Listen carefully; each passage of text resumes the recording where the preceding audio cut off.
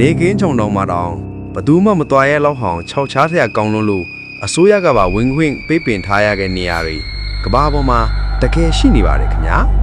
ဒီမိမှာတော့တရေအကြောက်ဆုံးသူတွေတောင်ကြက်တီးထသွားစေမဲ့ကဘာတရေအချောက်ဆုံးနေရာ9ခုအကြောင်းကိုရုပ်ပြပေးသွားပါမယ်ခင်ဗျာ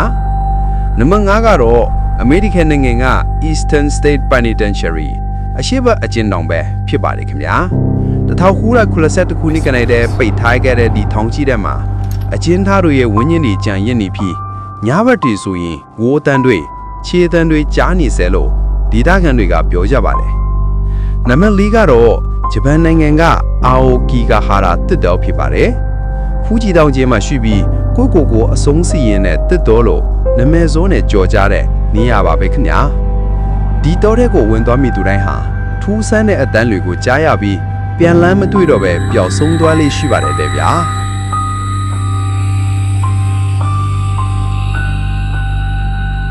နံပါတ်3ကတော့အီတလီနိုင်ငံကပိုဖယ်လီယာဂျွန်ဖြစ်ပါတယ်ဘိုးရင်ကကူးဆက်ယောဂတဲ့တွေကိုပို့ဆောင်ထားရနေရဖြစ်လူပေါင်း3,600ကျော်အသက်ခံရတဲ့မြေပြင်ပေါ်ကငရဲခန်းတစ်ခုပါပဲဒီကျွန်းပေါ်ကိုခြေချလိုက်တဲ့နဲ့စူးရှားတဲ့အော်ဟစ်တန်တွေကိုကြားရတတ်တယ်လို့ဆိုပါတယ်ကဲ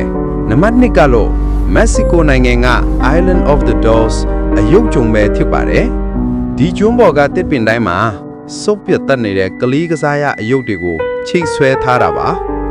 ညဘက်ရောက်ရင်ဒီအယုတ်တွေကမျက်လုံးကစားကျက်တယ်လို့စကားပြောတန်တွေပါကြားရတတ်တယ်လို့နာမည်ကြီးပါတယ်ခင်ဗျာကဲ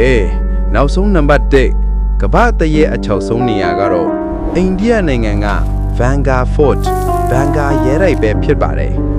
ဒီနေရာဟာဘလောက်တောင်အချောက်ခံလဲဆိုရင်အိန္ဒိယအစိုးရက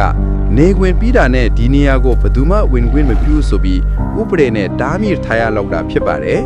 ညဘက်ဝင်သွားမိသူတိုင်းဟာဘယ်တော့မှပြန်မထွက်နိုင်တော့ဘူးလို့ယုံကြည်ကြပါတယ်တဲ့ဗျာမိတ်ဆွေတို့အနေနဲ့ဒေါ်လာ1 သန်းပေးမယ်ဆိုရင်ဒီနေရာတွေကဘယ်နေရာကိုတညအိတ်ရဲမလဲကောမန့်မှာဖြေပေးခဲ့ကြပါဦးနော်အဆုံးထိလိုက်ပါကြည့်ရှုပေးသူတဦးတယောက်ချင်းစီတိုင်းကိုကျေးဇူးအထူးပါခင်ဗျာ